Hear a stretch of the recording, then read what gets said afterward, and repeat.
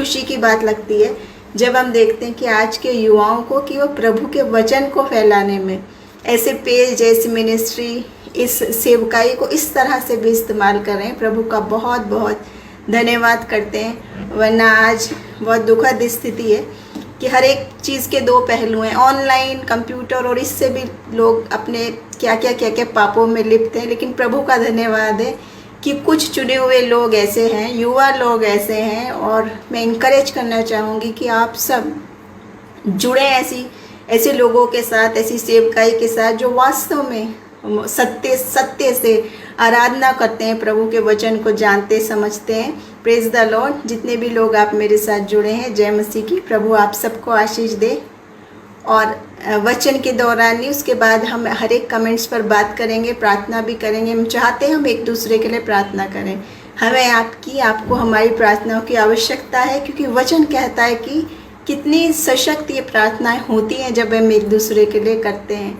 और आज जो मैं बात करने जा रही हूँ, जो प्रभु ने वचन मेरे मन में डाला, वो ये है स्पिरिचुअल टारगेट्स का। आत्मिक हमारा उद्देश्य, गोल जो है, हमारा लक्ष्य जो है वो क्या है।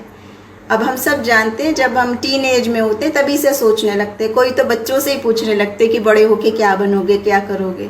तो बहुत सारे हमारे सपने होते तभी से, बचपन से ही। जिसको पता नहीं वो भी सब कुछ बोलता है, मैं बड़ा होऊंगा, डॉक्टर बनूंगा या इंजीनियर बनूंगा, ऐसा करूंगा, वैसा करूंगा। फिर और बड़े होते हैं, मैं इससे शादी करूंगा, ऐसा करूंगा, मेरा ऐसा घर बनाऊंगा, उस जगह रहूंगा। सारे लक्ष्य दुनिया भर के हम सोचते हैं, सारे संसारिक लक्ष्य हम सोचते हैं और उन पर मेहनत से काम करते हैं।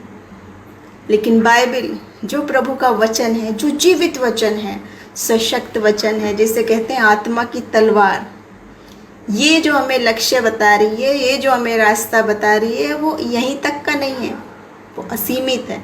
कभी ख़त्म नहीं होने वाला आनंद, कभी ख़त्म ना होने वाला जीवन, कभी ख़त्म ना होने वाली शांति, कभी ना ख़त्म होने वाली आशीष, वो वाला लक्ष्य, वहाँ पर जो हम फोकस करें, वहाँ पर जो हम निगाह लगाएं, तो जितने वचन को जानते हैं, जितनों ने उसको चख के देख लिया, परख के देख लिया, हम तो समझ गए कि प्रभु भला है और प्रेमी पिता है, स्वर्गीय पिता है और बेइंतहा प्यार करने वाला परमेश्वर है सबसे।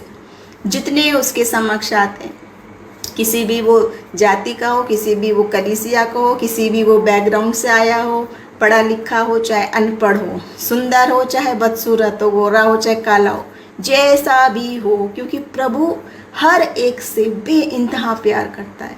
क्योंकि हमारा देखना फ़र्क है और प्रभु का देखना फ़र्क है। वो हृदय को, आत्मा को आपको देखता है सिर्फ। तो आज अगर हमने वो आत्मिक टारगेट्स पर ध्यान नहीं दिया है और सब कुछ छोड़ के बैठे, बिल्कुल ये अवश्य बात है। हम जो विश्वासी हैं, ये तो हम जानते हैं कि प्रभु हमारा वो काम पूरा कर चुका, वो लक्ष्य जो प्रभु का है वो पूरा कर चुका है। हमें सिर्फ उसको फॉलो करना है। लेकिन फिर भी हम जो उसके विश्वासी हैं, हम जो उसके अनुयायी हैं, हम जो उसके पीछे पीछे चलने वाले लोग हैं, हमें क्या करना है? उस प्यार के बदले, उस बड़ी सी योजना के बदले हमें करना क्या है? Hallelujah, praise the Lord. जितने लोग आप मेरे साथ जुड़े, प्रभु बहुत आयत से आशीष दे। और मेरी दिली तमन्ना है, प्रार्थना है कि प्रभु आप में से हर एक युवाओं को प्रबल रीति से इस्तेमाल करे, आत्मिक वरदानों से भरे, दुगना अभिषेक दे कि आने वाले दिनों में हर एक को मजबूत स्तंभ बना के हमें खड़ा करे इस टारगेट को लेके। क्योंकि हम सब चले हैं और हम सब जो है वो क्या है? मसीह में एक body, one body in Christ. Yeshu Masih में एक परिवार, एक बदन है। तो हमारी जगहें अलग अलग हो सकती हैं, हमारी भाषाएं अलग हो सकती हैं, हमारी मिनिस्ट्री अलग हो सकती है, लेकिन हमारा यीशु मसीह एक है। इसलिए उसके रक्त से हम सब जितने जुड़े हैं वो रक्त संबंधी हैं, मसीह के लहू से खरीदे गए, वन बॉडी इन क्राइस्ट। तो जितने मेरे साथ जुड़े हैं, हम सब यीशु मसीह में जो हम एक भाई बहन हैं, उसी प्रेम से, उसी एक उद्देश्य से, उस और किस और हमको चलना है वो मैं वचन पर जाऊंगी। देखिए, पहला कुरिन्थियों उसका 9वां अध्याय और उसका 26 वचन बहुत साफ साफ लिखा है। मैं पढ़ना चाहूँगी आपके समक्ष। देखिए, क्या तुम नहीं जानते कि दौड़ में तो दौड़ते सब ही हैं, परंतु इनाम एक ही ले जाता है। तुम वैसे ही दौड़ो कि जीतो। हर एक पहलवान सब प्रकार का संयम रखता है। वो तो एक मुरझाने वाले मुकुट को पाने के लिए करते हैं, लेकिन हम उस मुकुट के लिए करते हैं जो मुरझाने का नहीं। इसलिए मैं तो इसी रीति से दौड़ता हूँ मगर लक्ष्यहीन नहीं। मैं इसी रीति से मुक्कों से लड़ता हूँ मगर उसके समान नहीं जो हवाई मुक्केबाजी कर रहा है हवा में, लक्ष्य पता ही नहीं कहाँ पे मार रहे हो, कहाँ पे चल रहे हो, नहीं मालूम है। पर मैं अपनी देह को मारता कूटता और वश में रखता हूँ। ऐसा ना हो कि औरों को प्रचार करके मैं आप ही किसी रीति से निकम्मा ठहरूं। इस वचन में छोटी सी 5-10 लाइन लग रही हैं। जो नहीं जानते वचन की गहराई, जितना सोचने की एक किताब है उसमें ये प्रिंटेड वचन है, ये नहीं है, ये जीवित वचन है। बोलने बातचीत करने वाला खुदा का जिंदा कलाम है जिसमें सामर्थ्य है और वो सामर्थ्य कम नहीं हो सकती। तो कितनी स्पष्ट बात बता रहा है कि दौड़ते तो सभी हैं लेकिन मुकुट सब नहीं ले जाते।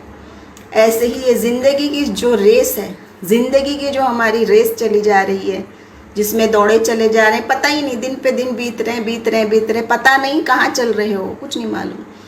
आधो का ज़िंदगी है तो जी रहे हैं, बस ख़त्म हो जाएगी तो मर जाएंगे, इतनी ही सोच। लेकिन देखिए मसीही विश्वास जो है, यीशु मसीह की जो बातें हैं वो इस जीवन तक की बात नहीं है, वो इस जीवन से बाद की भी बात है। असीमित बातें हैं जो हम मनुष्य सीमित बुद्धि से अपना सोचते हैं, लॉजिक लगाते हैं। लेकिन जब हमारी आत्मिक आंखें खुलती है, जब हमारे आत्मिक कान खुलते हैं, जब प्रभु का वचन हमारे अंदर प्रबलता से बढ़ता है, उसकी आत्मा जब काम करती है, तो ये दुनियावी आंखें कान जो है हम बंद कर लेते हैं। आत्मिक आंखों को, कानों को खोलते हैं तो देखते हैं इतनी ही बात नहीं है जितनी दिखाई दे रही है, बल्कि इससे बाहर बहुत सारी बातें हैं, स्वर्गीय बातें, जिसका परमेश्वर ने क्या वायदा किया है, मुझसे प्रार्थना कर, मैं तुझे बड़ी बड़ी बड़ी कठिन बातें बताऊंगा जिन्हें तो अभी नहीं समझता। और वो बताता है। हम में से बहुत सारे लोग चक्के देखे होंगे, खास तौर से युवाओं को तो इतना इंकरेजमेंट की बात है कि हम युवाओं के लिए, पर प्रभु का वचन क्या कहता है कि अंत के दिनों में आत्मा बहुत आयत से उंडेलूंगा, युवा दर्शन देखेंगे, भविष्यवाणियाँ करेंगे। युवा लोग और कर रहे हैं असीमित स्वर्गीय बातें, वो यहाँ बैठे बैठे देख रहे हैं। और प्रभु के ये वरदान सबके लिए मुफ्त, हर किसी के लिए और मुफ्त हैं। तो प्रभु का कितना धन्यवाद हो। तो ये जो बात है कि हम जिंदगी की दौड़ में चले तो जा रहे हैं, लेकिन हर कोई मुकुट नहीं पाता का क्या मायने हैं।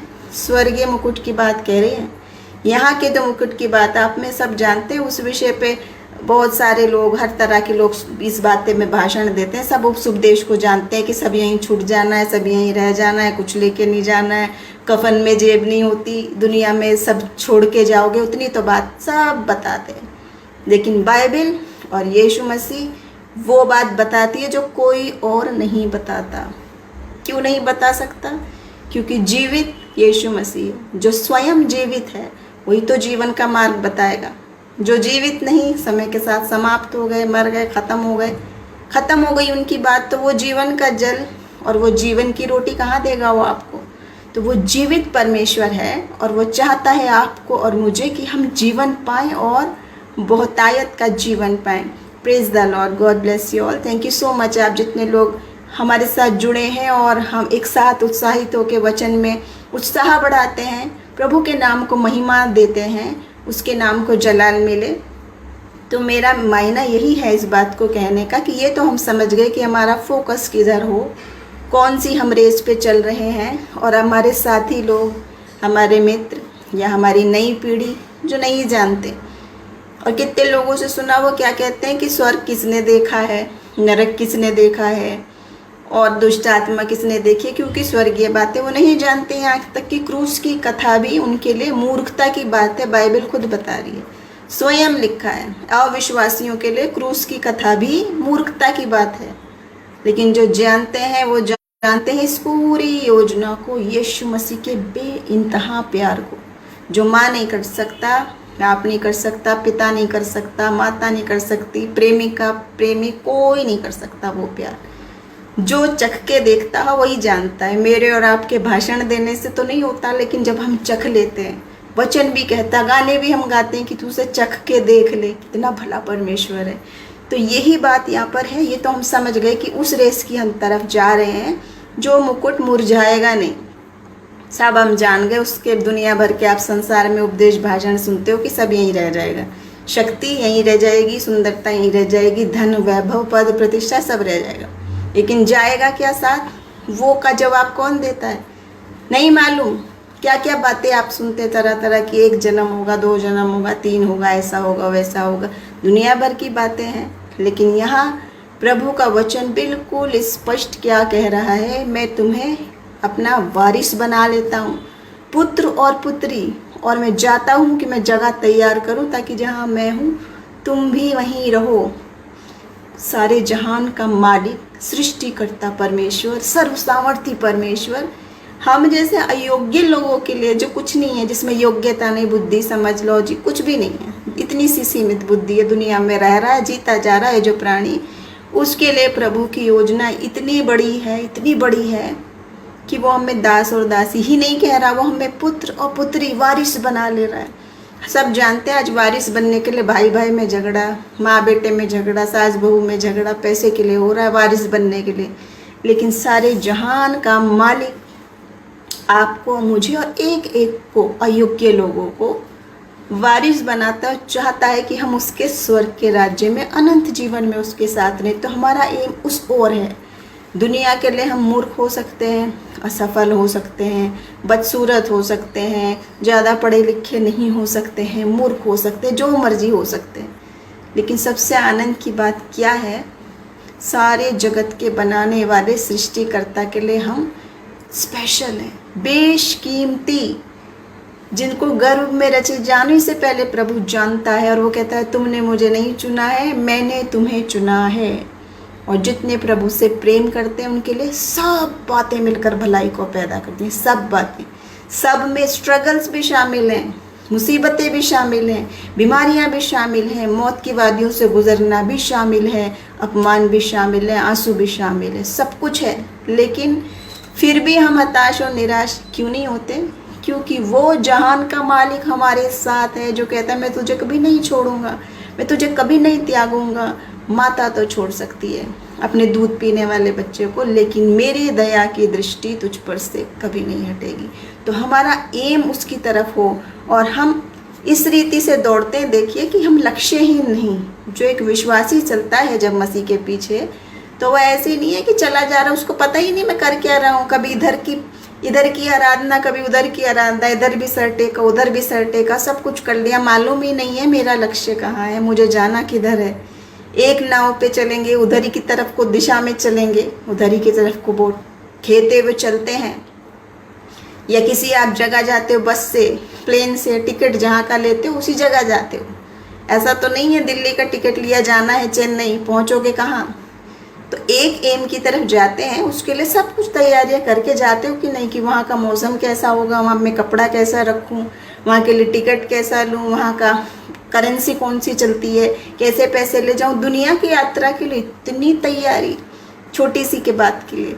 लेकिन ये बात जो हम सब का आखिरी एम है एक विश्वासी का, कि मैं अपने प्रभु के साथ जाके रहूँ, उसके आनंद में, उसकी बनाई हुई जगह में रहूं। और वो मुकुट, ये वो आनंद है, ये वो चीज़ है जो दुनिया आपसे छीन नहीं सकती। चाहे मार ले, चाहे कूट ले, सता ले, कुछ भी कर ले, ये बात वो आपसे नहीं छीन सकती अगर आप यीशु मसीह के पीछे चलते हैं। इसको वो खरीद भी नहीं सकते, इसको वो छीन भी नहीं सकते, इसको वो चुरा भी नहीं सकते, चोर चुरा नहीं सकता, डकैत डाका नहीं डाल सकता।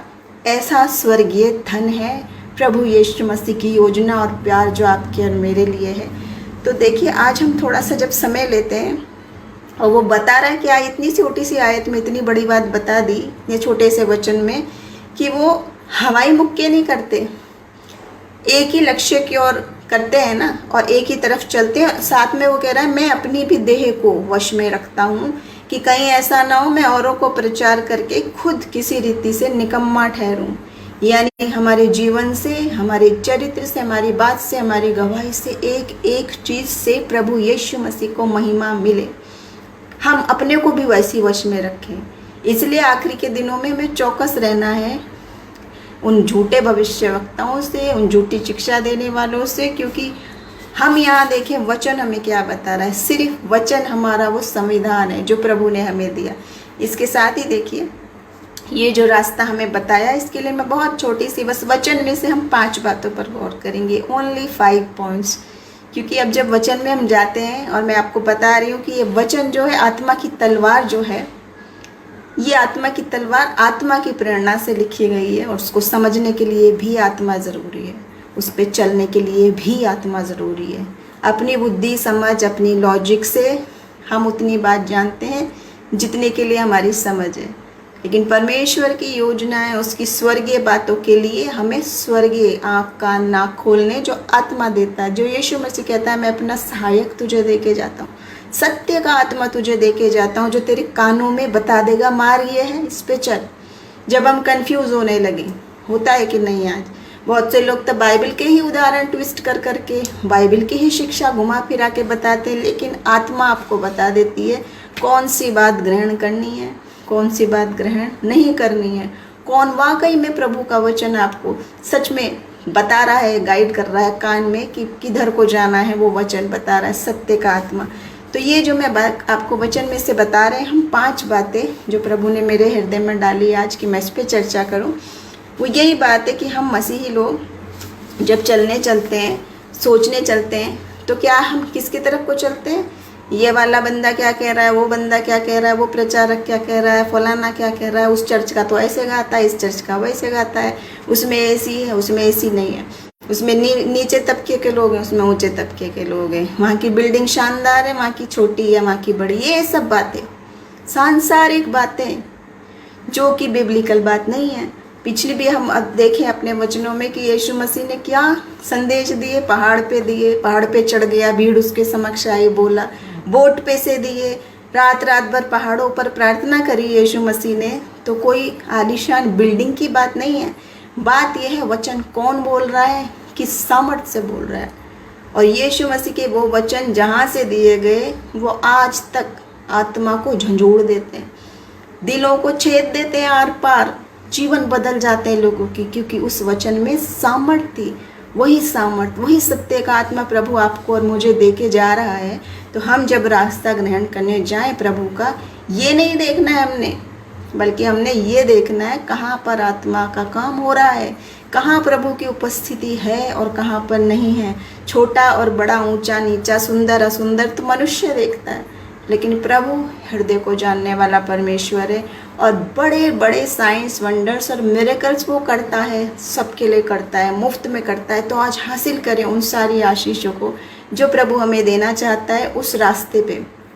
तो जब हम ये रेस दौड़ने चलते हैं, आप और मैं सब जानते हैं कि जब हम बच्चे होते हैं, स्पोर्ट्स में गेम्स होते हैं, कि स्पोर्ट्स क्लासेस होती है, तो पहले रूल बताते हैं, अलग अलग तरह की रेस है, कोई फास्ट रेस है, कोई 100 मीटर की है, कोई मैराथन रेस है। हर एक रेस का अलग उसूल है, हर एक रेस का अलग नियम है, एक तरह से नहीं भाग सकते हर एक चीज़ में। तो ये जो जीवन की रेस है, जिसका लक्ष्य इतना बड़ा है कि अनंत है, ख़त्म ही नहीं है। उसके बाद जो चुनाव कर लिया वो कर लिया, बस उसके बाद आखिरी सांस तक भी प्रभु ने आपको मौका दिया, उसके बाद नहीं। अब जो लोग कहते हैं कि प्रभु क्या इतना क्रूर है, उसने हमारे लिए नरक बना रखा है, अग्नि बना रखी है जलती हुई, ये बना रखा है, कितना क्रूर है प्रभु। तो वचन हमें क्या बताता है, प्रभु क्रूर नहीं, परमेश्वर बेइंतहा प्यार से भरा हुआ परमेश्वर है, और आखिरी तक चाहता है वो आप बचाए जाएं, बचाए जाएं, बचाए जाएं।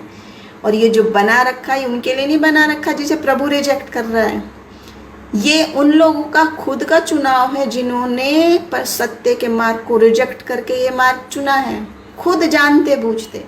वचन देखिए, वचन में इस रेस पे चलने की बात बताई है। जब आप इतनी छोटी 100 मीटर और मैराथन का अंतर समझते हो, तो जीवन की इतनी बड़ी रेस का मायने जो वचन खुले खुले बता रहा है, बार बार देखिए, उस पर हम जरा ध्यान दें, उसके बारे में क्या लिखा है।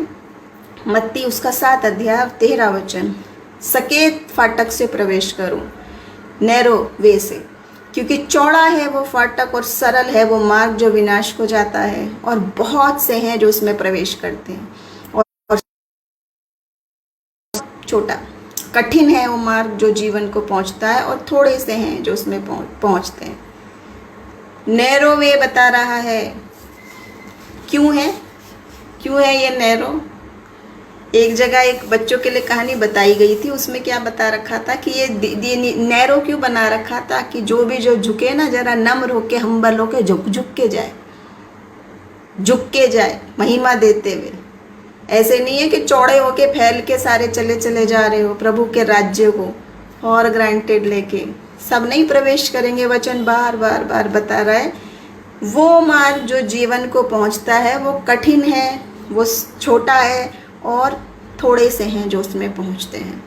परमेश्वर ने किसी को रिजेक्ट नहीं किया, दोनों रास्ते हमारे सामने खोल के रखे हुए हैं। अपनी तरफ से अपने जानते बूझते स्वयं इधर के रास्ते को, जीवन के रास्ते को जब चुन नहीं रहे हो, जा रहे हो उस चौड़े रास्ते में जो आनंद का दिखाई दे रहा है, शान शौकत का, ड्रग्स है, अडल्ट्री है, पार्टीज है, सारी दुनिया भी सुंदर अच्छी बातें जो थोड़ी देर के लिए आपको अच्छी लगती है, खासतौर से युवाओं को भटकाने वाली शैतान की सुंदर से प्रलोभन किसी भी तरह से आ सकते हैं और लेके कहाँ जाते हैं, विनाश की तरफ। और फिर बाद में कहते प्रभु ने बनाया क्यों ऐसा, परमेश्वर ने इतनी खराब चीज़ बनाई, वो तो प्रेमी है, तो फिर हमें क्यों बनाया। क्योंकि प्रभु का प्रेम बेइंतहा है, बेइंतहा, जिसकी शब्दों में बताया समझाया नहीं जा सकता। जो चख लेते हैं, जो जान लेते हैं, वो जानते हैं कि प्रभु छोड़ता ही नहीं, हाथ में बाहों में लिए फिरने वाला परमेश्वर है। हमारे जैसे अयोग्य को बेटा बेटी बनाने वाला परमेश्वर है, स्वर्गीय पिता है वो।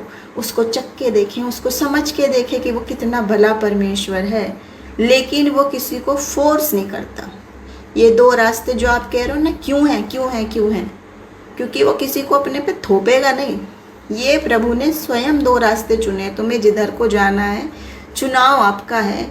वो प्रेमी पिता आपके लिए, मेरे लिए सब कुछ कर चुका है, पूरा सब कुछ। आप देखते हैं बहुत सारे लोग ये सैल्वेशन, उद्धार पाने के लिए क्या नहीं करते, कठिन बातें करते हैं कि हमारा प्रभु परमेश्वर हमारे से खुश हो जाए। शरीर को यातना देते हैं, दूर की यात्राएं करते हैं, भूखे प्यासे रहते हैं, खूब दान देते हैं, क्या नहीं करते, सोचते प्रभु हमसे खुश होगा। और हमारा प्रभु ये सारी बातों को हमारी लेके खुद झेल लिया उसने आराम से, सारा अपमान, सारी यातना, सारी मृत्यु, और क्या कहा, सलीब पे से पूरा हुआ। अब सब कुछ पूरा हो चुका, आपको मुझे नहीं करनी है सारी बातें। क्या करना है, ये जो दो रास्ते चुने हैं जीवन की रेस के, किधर की तरफ रेस लगा रहे हो, इधर या इधर। जान ले खास तौर से युवा लोग जो पीयर प्रेशर में, तो बहुत लोगों को देख रही हूँ ये बात, इतने माँ बाप, इतने माता पिता के जो प्रेयर रिक्वेस्ट आते हैं, 90% यही है।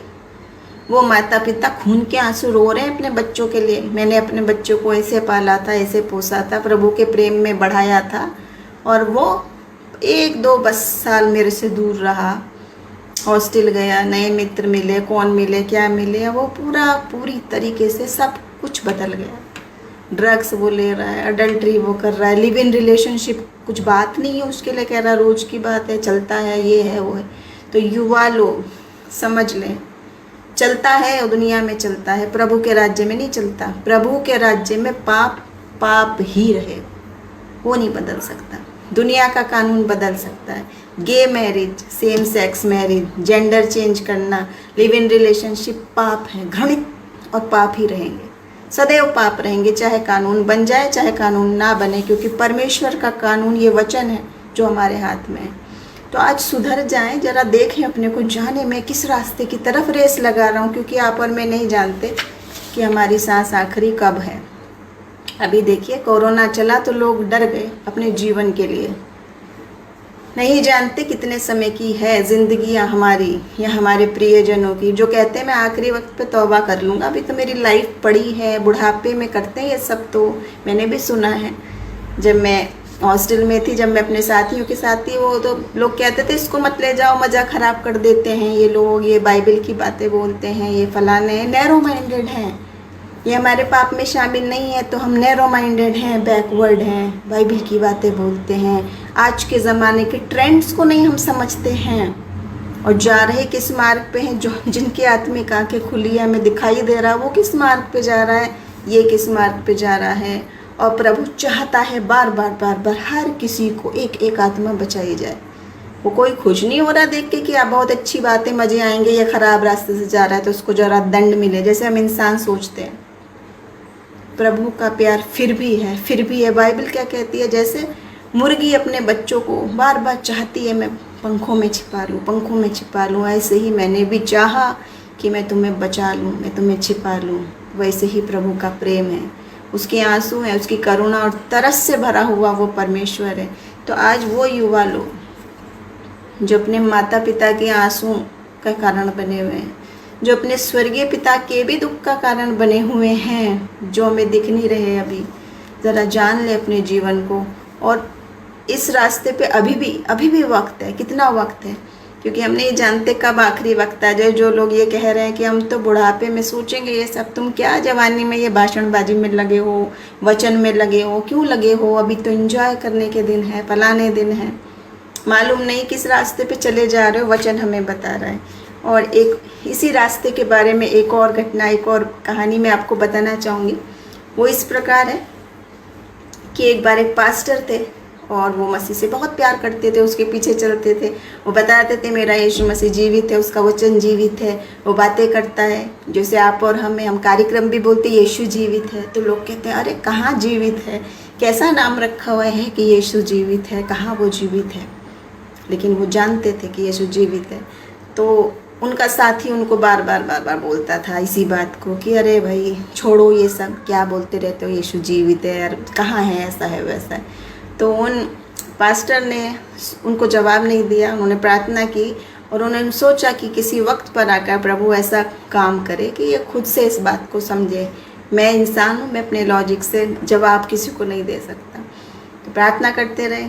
एक दिन उन्होंने उस व्यक्ति से बोला, ऐसी बातचीत में बात कही कि अरे पता है आज क्या हुआ, मैं एक जर्नी पे जा रहा था और वहाँ रास्ते पे आके एक दोराहा था, तो मैं कंफ्यूज हो गया कि किस तरफ को मुझे जाना है, मैं क्या करता।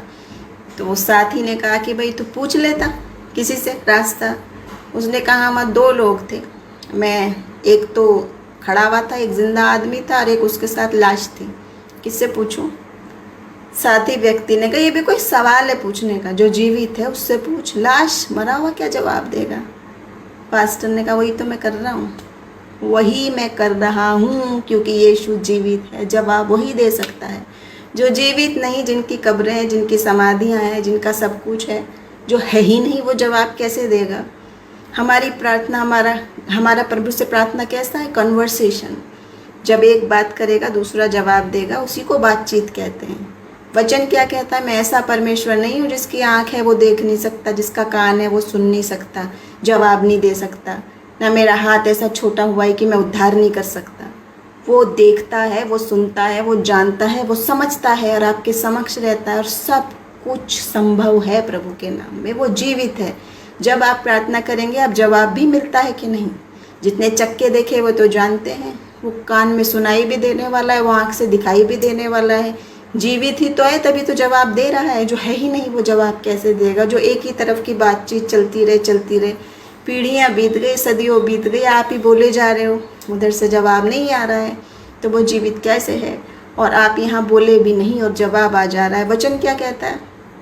तेरे मांगने से पहले मैं जानता हूँ तुझे किस चीज़ की आवश्यकता है, माता पिता की तरह। और क्या कहता है भजन संहिता? तेरे उठना बैठना मैं जानता हूँ और तेरे विचारों को दूर ही से पहचान लेता हूँ। हमारे विचार दूर से प्रभु पहचान लेता है बिना बोले। ऐसे ही जब हम आत्मिक उन्नति करते हैं, आत्मा का अभिषेक पाते हैं, जितनों ने पाया है, जो मेरे साथ जुड़े हैं या बाद में जो वचन देखेंगे वो जानते हैं। जब आत्मिक आंखें खुलती हैं आप आत्मिक चीज़ें देख सकते हो। प्रभु जितना दिखाना चाहे वो आप देख सकते हो, चाहे वो स्वर्गीय हो चाहे यहीं की भी विज़न भी प्रभु दिखाता है, भविष्यवाणी भी दिखाता है, प्रार्थना में भी उत्तर देता है और अच्छी चीज़ भी देख सकते हो, बुरी भी देख सकते हो, स्वर्गदूत भी, दुष्ट आत्मा भी। इतना आत्मिक आंखें खोलता है प्रभु जब उससे मांगते हैं। जिन्होंने चखा है वो देखे, जिन्होंने नहीं चखा ये वरदान सबके लिए है, मुफ्त है। प्रभु यीशु मसीह का प्यार और ये योजना सबके लिए है और मुफ्त है। तो वो परमेश्वर जब चाहता है आपको मुझे कि हम मजबूत बन के जब खड़े हों, तो उतनी प्रार्थना काफ़ी नहीं है कि सिर्फ हम गा रहे हैं उधर से जवाब नहीं आ रहा है। सिर्फ हम दान दशमांश दे रहे हैं, चर्च जा रहे हैं, उपवास रख रहे हैं, प्रार्थना कर रहे हैं और कुछ आत्मिक पता ही नहीं चल रहा है अगर, तो उतना हमें, क्योंकि हम वो दूध पीने वाले अब नहीं हैं। जब मसीह में आ गए धीरे धीरे धीरे बढ़ते हैं तो सॉलिड वचन पाते हैं, और बढ़ते हैं तो और सॉलिड वरदान पाते हैं, और बढ़ते हैं तो और। हर समय वो नहीं कि हम बच्चे दूसरे प्रचारक दूसरे भविष्यवक्ता की तरफ देखने लगे, वो बड़ा है वो करेगा प्रार्थना तो हो जाएगा, ऐसा नहीं है। प्रभु का प्यार जितना उससे है उतना ही आपसे है, हर एक से है। स्वदेशी हो चाहे विदेशी हो, चाहे छोटा प्रचारक हो चाहे बड़ा प्रचारक हो, चाहे प्रचारक ना हो, चाहे वो बच्चा हो चाहे वो बुढ़ा हो, जो भी हो, प्रभु से जो प्रेम करेंगे उससे मांगेंगे वो वही वरदान, वही आशीष, वही बात, वही जवाब हर किसी को देगा, बेशर्त, बेइंतहा और मुफ्त। तो उसे चख के देखना है, परख के देखना है। इसके बाद देखिए, मैंने पहली बात आपको बताई थी कि वो नैरो रोड वाली किस तरफ का रास्ता है, कौन सा हमारा एम है। देखिए दूसरी बात है, वो है 2 कुरिन्थियों 5 अध्याय और उसका 8 से 10 वचन, सिर्फ 2 वचन है यहाँ है। इसलिए हम ढाढ़स बांधे रहते हैं और देह से अलग होकर प्रभु के साथ रहना और भी उत्तम समझते हैं। इस कारण हमारे मन की उमंग ये है कि चाहे हम साथ रहें चाहे हम अलग रहें, हम उसको भाते रहें, क्योंकि अवश्य है कि हम सब का हाल मसीह के न्याय आसन के सामने खुल जाए कि हर एक व्यक्ति अपने अपने भले बुरे कामों का बदला जो उसने देह के द्वारा किया है पाए। क्या लिखा है, चाहे जहाँ भी रहें, चाहे देह में चाहे देह में नहीं, चाहे शरीर के अंदर या मृत्यु के बाद आत्मिक रूप से, उसको हम भाते रहें। ऐसा गाना भी है, आज का दिन यहोवा ने बनाया, उसमें आनंदित रहें, चाहे हम जहाँ भी रहें उसको हम भाते रहें। ये बात, ये जो एम है कि हम जहाँ भी रहें उसको भाते रहें, ये थोड़ी मुश्किल बात है कि नहीं? क्यों? जब युवाओं से पूछो, जब हम चर्च में हैं उसको भाते हुए हैं, जब हम प्रार्थना सभा में भा रहे हैं उसको, जब हम वचन पढ़ रहे हैं, प्रार्थना कर रहे हैं, 1-2 घंटे के लाइव सेशन में है उसको भा रहे हैं, उसके बाद भी भा रहे हैं कि नहीं? जब कोई हमें नहीं देख रहा, जब हम स्वयं अकेले हैं, हमारे हाथ में हमारे फ़ोन है, हम क्या देख रहे हैं, क्या सुन रहे हैं, किससे बोल रहे हैं, क्या बोल रहे हैं, कैसी भाषा है, कैसा व्यवहार है, कैसे किसके साथ रिलेशन है, कैसा हमारा रवैया है, वो भा रहा है खुदा को कि नहीं? वहाँ हम सोच रहे हैं यहाँ पे नहीं है प्रभु, बस उतनी देर में रहेगा क्या प्रभु परमेश्वर आपके समक्ष जितनी देर हम उसको चर्च में या उसके कामों में हैं। ऐसा ही एक सवाल किया गया युवाओं से उनकी बाइबल कक्षा में कि इस पर लिखिए एक छोटा सा ऐसे 10 लाइन का, कि अगर प्रभु यीशु मसीह इतनी तारीख को इतने बजे आ जाए आपके पास, आप सब क्या करोगे? सब लिखना है, कौन सा कपड़ा पहनूंगा, कहाँ जाऊंगा, कौन सी पिक्चर देखूंगा, क्या खाना खाऊंगा, कौन सी एक्टिविटी में इतना टाइम यीशु मसीह के साथ स्पेंड करूंगा। रोने लगे लोग, आंसुओं से रोने, क्योंकि आधों के पास तो ऐसा कपड़ा ही नहीं था कि जो यीशु मसीह के सामने वो सोचे मैं पहनूं। यहाँ से कटा हुआ, वहाँ से पटा हुआ, वहाँ चीरा लगा हुआ, ऐसा छोटा वैसा छोटा। और प्रभु के सामने क्या सोचते हैं? ढके छिपे कवर्ड बड़े शालीन से बन के हैं। प्रभु हमारी आत्मा को देखता है, नहीं वो नहीं देख रहा आपने क्या पहना, रूप कैसा, रंग कैसा, क्या कैसा, कुछ भी नहीं। लेकिन जब हम और दोस्त आते हैं, कहता है वो दोस्त आएगा, ये वाली पिक्चर देखूंगा आज साथ में बैठ के, यहाँ जाऊँगा वहाँ जाऊँगा, ये दोस्त के साथ जाऊँगा, आज लेट पार्टी में जाऊँगा, आज ऐसा करूँगा, और थोड़ा सा ड्रग्स ले तो क्या हुआ, थोड़ा सा शराब लिया तो क्या हुआ, थोड़ा सा ये किया तो क्या हुआ। लेकिन जब ऐसे लिखने की बारी आई, साथी मित्र यीशु मसीह आ रहा है, अब क्यों नहीं हुआ कि थोड़ा सा ले लिया तो क्या हुआ? क्यों नहीं हुआ? क्योंकि यीशु मित्र तो है, यीशु पिता तो है, लेकिन वो अति पवित्र है, परमेश्वर का पुत्र, पवित्रता से भरा हुआ, जिसके समान है ही नहीं कोई, जिसने पाप को जाना ही नहीं, उसके समान कोई है ही नहीं। उस मित्र को जब आप बुलाते हैं तब आप देखते हैं मैं क्या पहनूं, मैं क्या करूं, मैं तो योग्य नहीं प्रभु के, तब हम सोचने लगते हैं।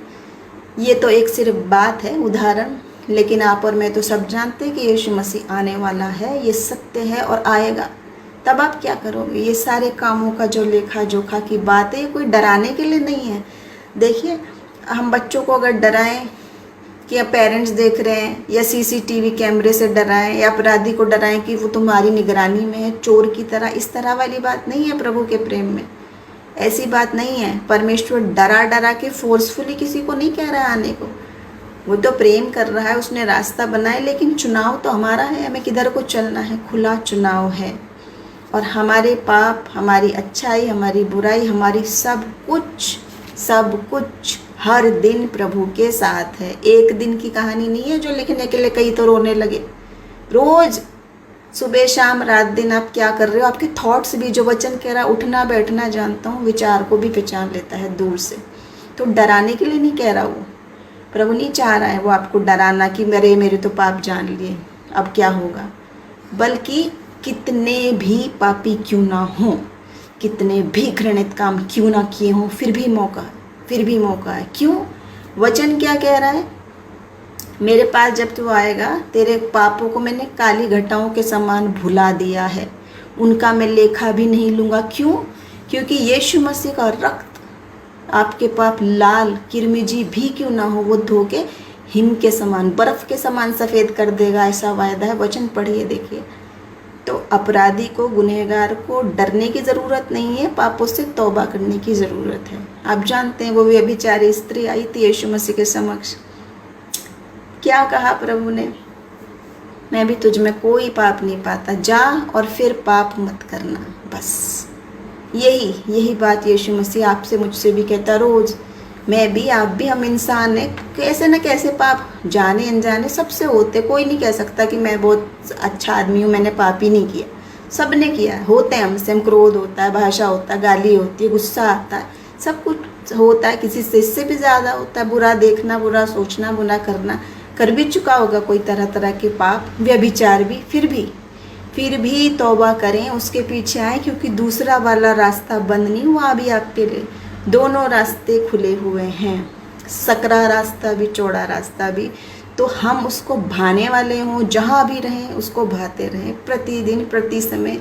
ये यहाँ चेक करने की बात है। उसके बाद देखिए यूहन्ना 8:29 में यीशु ने कहा, मेरा भेजने वाला मेरे साथ है, उसने मुझे अकेला नहीं छोड़ा, क्योंकि मैं सर्वदा वही काम करता हूँ जिससे वो प्रसन्न होता है। यीशु मसीह उदाहरण जो हमारा, नमूना जो हमारा, वो उस पिता की बात कह रहा है कि उसके पिता ने जो उसको भेजा है, अकेला नहीं छोड़ा है। इसलिए यीशु मसीह हमेशा वही काम करता था जिससे पिता प्रसन्न हो, क्योंकि वो उसके साथ रहता है। ऐसा ही यही उदाहरण, वही नमूना। हमारा नमूना इंसान नहीं है, फलाना सेलिब्रिटी, कोई सेलिब्रिटी और कोई मॉडल और कोई हीरो और कोई सिंगर नहीं, क्योंकि वो आपको जानते भी नहीं। ये वो पिता है जो आपको और मुझे गर्भ में रचे जाने से पहले जानता है। हमारे चित्र उसके हथेलियों में लिखे हुए हैं। नाम लेके जानने वाला परमेश्वर, प्रेम करने वाला परमेश्वर। तो यहाँ बात यही है, जैसे उस यीशु ने इतनी बात कही कि वो हर काम वो करता है जिससे पिता प्रसन्न हो, वैसे ही आपको और मुझे भी हम हमेशा हर जगह रहें, उसे भाते रहें। होगी, हम इंसान हैं, परफेक्ट नहीं है, होंगी हमसे गलतियाँ, लेकिन बार बार कोशिश तो कर सकते हैं। और प्रभु हमारी सहायता करता है, उसका पवित्र आत्मा हमें खींच के लाता है। कान में आवाज़ आती है जो कह रहा है ना, अभी पीछे हमने सुना, जब कन्फ्यूज़ होने लगो किधर को जाना है, तो मेरा पवित्र आत्मा क्या है, कान में बताएगा, मार्ग ये है, इस पर चलो। होता है, जो आत्मिक लोग हैं उनके साथ होता है ये बात, कि हमें वाकई में ऑडिबल वॉइस में, कोई ये कहानी नहीं है, कोई झूठी कहानी या झूठे चमत्कार की बात नहीं है। चख के देख लो, अगर नहीं हुआ तो चख के देखो, होगा ऐसा, क्योंकि वह जीवित परमेश्वर है। इसके बाद देखिए तीसरी बात है, एक्ट्स में प्रेरितों के काम 24 और उसके 15 और 16 वचन में सिर्फ 2 वचन। और परमेश्वर से आशा रखता हूँ, जो वो आप भी रखते हैं, कि धर्मी और अधर्मी दोनों का जी उठना होगा। इससे मैं आप भी यत्न करता हूँ कि परमेश्वर की और मनुष्यों की ओर, यानी उनकी तरफ, मेरा विवेक सदा निर्दोष रहे। क्यों होगा उठना? अपराधी का भी, निरपराधी का भी, अधर्मी धर्मी दोनों का, जितने मरे हैं। वचन पढ़िए देखिए, जो कहते हैं ना मरने के बाद कुछ नहीं है, सब समाप्त हो गया, ऐसा नहीं है। बाइबल में बता रही है मरने के बाद समाप्त नहीं हुआ, मरने के बाद शुरू हुआ है सब कुछ, समाप्त नहीं हुआ। शुरू तो यहाँ से इतनी सी ज़िंदगी है छोटी सी जो दुनिया में, 70, 80, 90, 100, बस। ज़्यादा भी बहुत हुआ 120, 130 होती नहीं है किसी की उम्र, चलो मान ली जाए इतनी, बस 130 ख़त्म। तो शुरू कहाँ हुई, वो तो ख़त्म हो गई 130, बस उससे कम में ही ख़त्म हो जाएगी। लेकिन ये जो प्रभु की योजना है, मरने के बाद जो कहानी शुरू हुई, ये तो ख़त्म ही नहीं होगी, अनंत। वो जो 2 रास्ते की बात है, या अनंत जीवन। चुनाव हमारा, प्रभु ने नहीं चाहा किसी को भी कि वो खराब रास्ता हमारे लिए क्यों बनाया, प्रभु ने अच्छा रास्ता बनाया है आपके लिए। चुनाव आपका है, कौन सा आपने रिजेक्ट खुद कर दिया, अपनी खुद स्वीकृति से कौन सा कर दिया। तो तीसरी बात देखिए, ये बात कह रहा है कि अधर्मी भी उठेगा, धर्मी भी उठेगा। क्यों? न्याय के लिए। वचन बता रहा है, किसी की कही हुई बातें नहीं है, झूठ मूठ की अपनी बताई हुई बातें नहीं है, वचन बता रहा है। और आसमान और पृथ्वी टल जाए, वचन की बातें नहीं टल सकती। देखिए अब तक भी जितनी बातें हुई है वो भी पूरी होती जा रही है। अगर आप मिला के देखें, जब हम वचन पढ़ते हैं, साथ में साइंस भी पढ़े, साथ में न्यूज़ भी पढ़े, साथ में करंट अफेयर्स भी पढ़े, देखिए वचन की एक एक एक एक बात हो रही है कि नहीं है पूरी। बुद्धि समझ खोले जरा, यहाँ भी सब बातें पूरी हो रही है, तो ये भी पूरी होगी। और जिनकी आत्मिक आंखें खुली हैं, आत्मिक कान खुले हैं, वो तो जानते हैं कि ये सब प्रभु का वचन सत्य वचन है। तो हम उसको जो न्याय के दिन के लिए अपना साफ रहें, निर्दोष रहें, ये बात कह रहा है, मनुष्य के लिए भी और परमेश्वर के लिए भी। दोनों बात हमने यहाँ पर करनी है। इसके बाद देखिए 1 कुरिन्थियों 14 अध्याय और उसका 12 वचन। इसलिए तुम भी जब आत्मिक वरदानों की धुन में रहो, स्पिरिचुअल गिफ्ट्स की धुन में रहो, कह रहा है ये, तो ऐसा प्रयत्न करो तुम्हारे वरदानों की उन्नति से कलीसिया की भी उन्नति हो। देखिए वरदानों की धुन में रहे, आधों को तो पता ही नहीं है। हम तो प्रभु का धन्यवाद करते हैं कि इस समय में ऐसे युवा हैं जो आत्मिक बातें कर रहे हैं, वचन की बातें कर रहे हैं, पेज बना रहे हैं, जुड़े हुए हैं। कितनी आशीष की बात है। मैं बहुत आशीषित हूँ, आज आप लोगों के बीच में हूँ। प्रभु का धन्यवाद हो, मुझे ऐसा मौका मिला। और जब युवा लोग आगे आते हैं तो वाकई में बहुत ही आनंद की बात है। तो यहाँ पर जब वचन भी ये कह रहा है कि आत्मिक वरदानों की धुन में रहो। धुन में रहने का मतलब क्या होता है आप सब जानते हैं। आज क्या है, संगीत की धुन में, गर्लफ्रेंड की धुन में, प्रेमिका की धुन में, मोबाइल की धुन में, और अपने फेसबुक व्हाट्सएप ट्विटर की धुन में, पिक्चर की धुन में, अपने अपने जो शौक पाल लिए उसकी धुन में लग जाए। धुन मतलब है उसके सिवा कुछ है ही नहीं, दीवानगी, दीवाने हो गए उसी के, बस पीछे ही पड़ गए। यहाँ कह रहा वैसे ही धुन आत्मिक वरदानों की जब तक मिल ना जाए, एक एक वरदान, ये सारे वरदान जो देखे चक्के परख के प्रभु ने सबके लिए रखे हैं। और युवाओं को तो बहुत आयत से दे रहा है प्रभु आजकल कि बहुत लोग आशीषित हों उसके ज़रिए। इन आत्मिक वरदानों की धुन में रहें, जो अद्भुत वरदान है, जो मनुष्य के लॉजिक से परे की बात है, जो कहते हैं ना हो नहीं सकता, छोटा सा दिमाग है, परमेश्वर का बनाया हुआ दिमाग है, उस दिमाग से और प्रभु के अस्तित्व पर शक कर रहे हैं उसके बनाए हुए दिमाग से। ये नहीं हो सकता, वो नहीं हो सकता, चक्के देखे। ये आत्मिक वरदान, आत्मा की परख का वरदान, अन्य भाषा का वरदान, भविष्यवाणी का वरदान, दर्शन का वरदान, सब लिखे हुए। इनकी धुन में रहना है, मतलब कि जब तक मिल ना जाए। मैं यही चाहती हूँ और वचन भी यही चाहता है, ये भी यही कह रहा है कि हर कोई उसकी धुन में रहे। क्यों चाह रहे हैं? क्योंकि जब ये वक्त आए तो दूसरे आदमी की तरफ नहीं देखना है, प्रभु की तरफ देखना है। वो देगा आपको वही वरदान। क्या सोच रहे हैं? चमत्कार, हीलिंग का वरदान उसको है तो उसकी तरफ देखो, भविष्यवाणी का उसको है तो उसको देखो। सारे लोग एक इंसान की तरफ देखने लग रहे हैं और प्रभु ने वो वायदा आपके लिए भी रखा हुआ है। आपका वरदान कहाँ है? आत्मा की तलवार कहाँ है? जंग लग रही है कहीं पड़ी हुई, निकाल के उसको शार्प रखना है। आत्मा की तलवार को डेली शार्प रखना है कि कब वक्त पड़ जाए। हीलिंग के चमत्कार के लिए, दुष्ट आत्मा को हटाने के लिए कब वक्त पड़ जाए। आप और मैं भी हटा सकते हैं क्योंकि हम अपनी शक्ति से नहीं कर रहे। दुष्ट आत्मा या शैतानी चीज़ आपको नहीं देख रही, आपका शरीर कितने बलवान हो, आप कितने बुद्धिमान हो, क्योंकि आप थोड़ा ना हटा रहे हो। आपके साथ जो है वो आत्मिक चीज़ उस आत्मिक चीज़ को देख सकती है। किसके पास कौन खड़ा है? जो वचन कह रहा है ना, तेरे चारों ओर दूतों की छावनी बिठा दूंगा, वो कोई डायलॉग नहीं है लिखा हुआ, वो वास्तव में है। जितने लोगों की आत्मिक आंखें खोलिए, देखा होगा आपने, जो आत्मिक लोग होते हैं उनके चारों ओर दिखाई देता है घेरा। वास्तव में फोटो में बना वाला गोल नकली घेरा नहीं कह रही मैं, सचमुच वास्तव में बहुत सारी गवाहियाँ हैं। अब इस समय नहीं कि मैं उन गवाहियों की चर्चा करूं, लेकिन ऐसी गवाहियां हैं जब लोगों ने अटैक करने की कोशिश की, जादू टोने भेजे, तंत्र मंत्र भेजे, दुष्ट आत्माएं भेजी, वो वापस आ गई। और तांत्रिक ने क्या कहा, उस पे नहीं कर सकता हूँ क्योंकि उसके और चारों ओर अग्नि का घेरा है।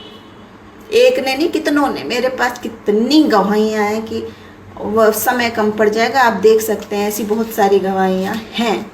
जो क्यों नहीं कर पा रहा तंत्रिक अटैक उसके ऊपर, क्योंकि वाकई में जैसे वचन कह रहा है, जो कवर्ड रहते हैं उसके हाथ के नीचे, बलवंत हाथ के नीचे नम्र बन के रहते हैं जो प्रभु के, जिनके चारों ओर वास्तव में वो पहरा बिठाता है, घेरा लगा के रखता है, दूतों की छावनी बिठा के रखता है। ये हकीकत बात है।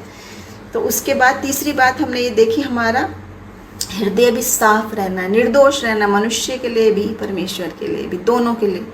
ऐसा ना हो सिर्फ प्रभु के लिए और सोचे प्रभु के सामने तो प्रेम अच्छा सब कुछ।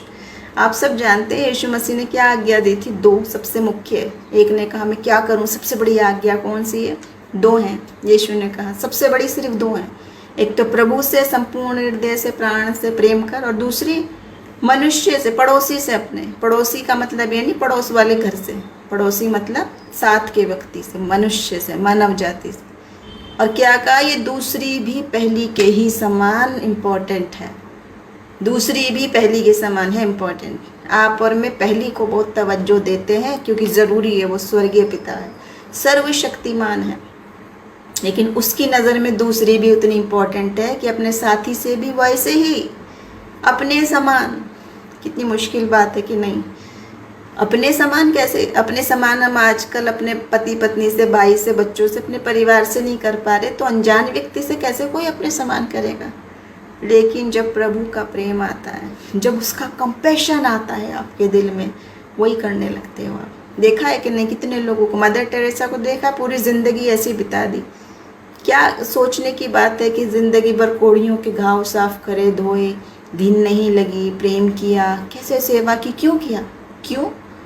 वही यीशु की आत्मा आपके और मेरे मन में जब आ जाती है ना, जब बोझ देती है, बीमार वो हो रहा है, रो हम रहे हैं, प्रार्थना हम कर रहे हैं, रो हम रहे हैं, क्यों रो रहे हैं?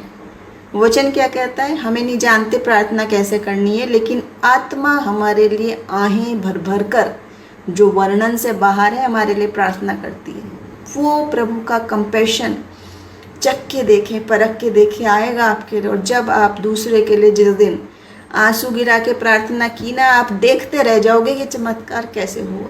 देखा है मैंने चख के, इसलिए मैं बोल रही हूँ, चाहती हूँ मेरे युवा लोग भी हर ये सारे वरदानों में बढ़ते चले जाएं, आने वाली पीढ़ी, कि आप आंसू गिरा के प्रार्थना कर रहे हैं, इतने दूर कैंसर ठीक हो रहा है, एड्स ठीक हो रहा है, वेंटिलेटर से उठ के आ जा रहे हैं लोग, क्यों? आत्मा का काम, प्रभु की सामर्थ्य का काम करने वाले हम नहीं, परमेश्वर का सामर्थ्य है, वो काम करता है और वो किसी को भी इस्तेमाल कर सकता है, किसी को भी, क्योंकि योग्यता हमारी नहीं है।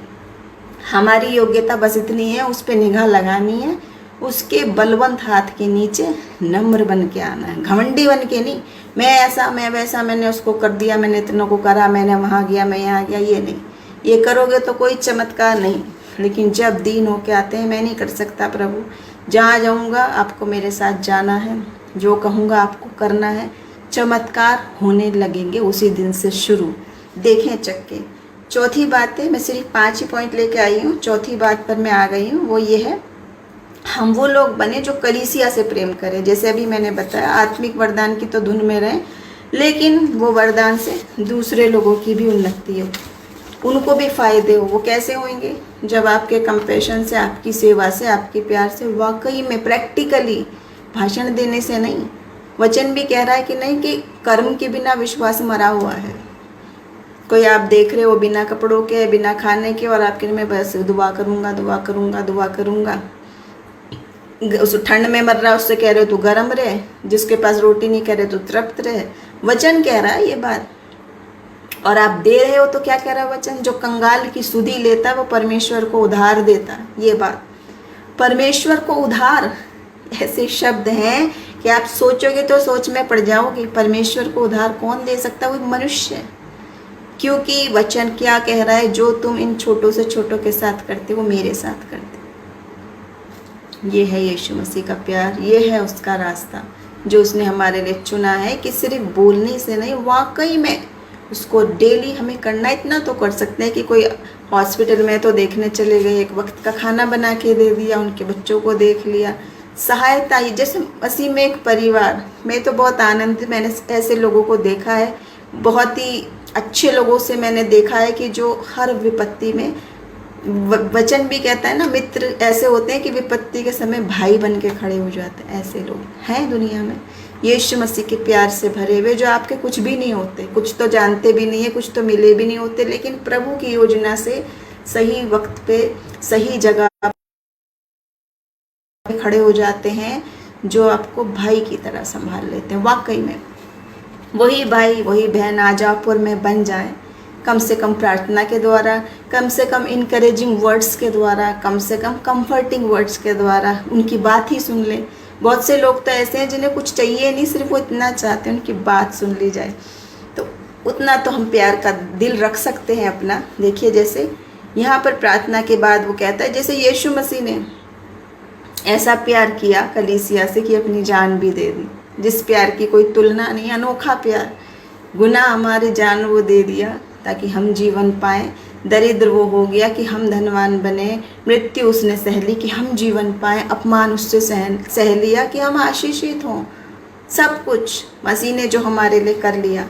उसके बाद पांचवी बात है और आखिरी बात है, जो आप कहेंगे ये हो नहीं सकती, लेकिन वचन हमें सिखा रहा है, वो है परफेक्ट बनने की बात। हमारा एम और लक्ष्य, जो टारगेट्स अभी देखे हमने 4, वो पांचवी बात परफेक्शन है, जो बहुत मुश्किल है, क्योंकि इंसान परफेक्ट नहीं है, ना हो सकता है। हम इंसान है तो इंसान है, फरिश्ते नहीं है, स्वर्गीय चीज़ नहीं है, खुदा नहीं है कि बिल्कुल परफेक्ट हो, लेकिन कोशिश तो कर सकते हैं कि धीरे धीरे धीरे उन पुरानी बातों को छोड़ें।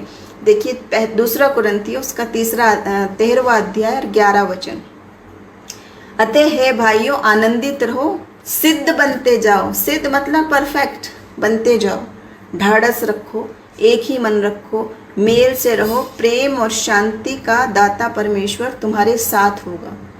जब आप कोशिश करोगे, वचन कहता कोई परफेक्ट नहीं है, ना हो सकता है।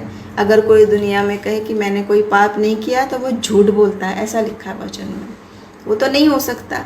लेकिन जिस यीशु मसीह के आप पीछे चल रहे हो, जिसके साथ आपका नाम जुड़ा हुआ है, क्राइस्ट के पीछे चलने वाले क्रिश्चियन, मसीह के पीछे चलने वाले मसीही, उसके फॉलोवर, हमें देखे तो उसको महिमा मिले, हो रहा है कि नहीं?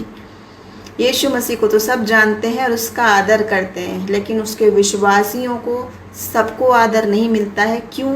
क्योंकि ये परफेक्शन जो यीशु मसीह में, वो तो नहीं हो सकता हम में। लेकिन वचन कहता है कि जब तुम ये कोशिश करोगे तो वो शांति का दाता परमेश्वर तुम्हारे साथ होगा, और जब वो साथ होगा, हमारी निर्बलता में भी वो सामर्थ्य देता है। जब हम निर्बल होते हैं तभी सामर्थ्य होते हैं। तो वाकई में जब हम करके देखेंगे धीरे धीरे धीरे धीरे पुरानी आदतें बीत गई।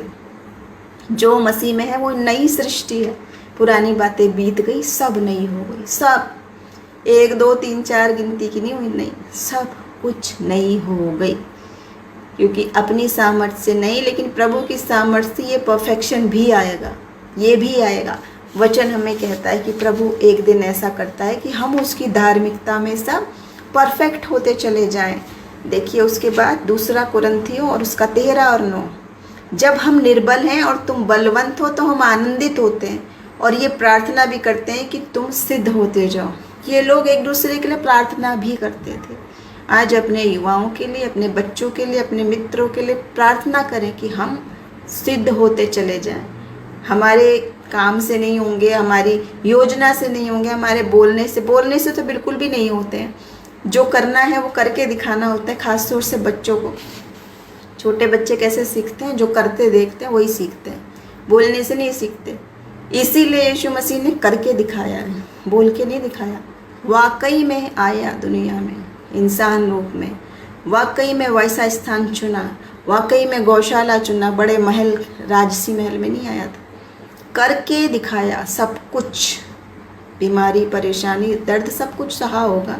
इंसानी रूप में आया है, ऐसी जगह मरा है, दीनता के साथ आया है। कह रहा मैं सेवक बन के आया हूँ, अधिकारी बन के नहीं, सेवक बन के, नम्र बन के आया। लेकिन प्यार ऐसा, काम ऐसे, चमत्कार ऐसे जिंदगियां बदल गई। जितने यीशु मसीह की संगति में आते हैं जीवन बदल जाते हैं।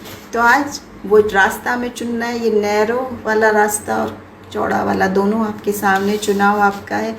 तीसरा है कि हम जहाँ भी रहें उसको भाते रहें, दूसरा था ये कि जहाँ भी रहें भाते रहें। तीसरा है कि हमारे मन निर्दोष रहें, मनुष्य के लिए भी और प्रभु के लिए भी। प्रभु के लिए कोशिश करते हो, कोशिश करें कि इंसान के लिए भी, मन में किसी के लिए भी है उसको माफ़ करें, उसको भूल जाएं, अपने दिल को साफ़ करें। हम दूसरे की तो हम बात नहीं जानते, उनके लिए हम प्रार्थना कर सकते, लेकिन अपने हृदय को साफ रखें। चौथी बात है कि प्रभु के संतान बनने के नाते उसकी कलीसिया की उन्नति की हम सोचें। पांचवी बात है परफेक्शन की, सिद्धता की खोज में रहे कि हम सिद्ध होते चले जाएं। और इतनी सारी बातों के साथ बस इतना ही वचन है।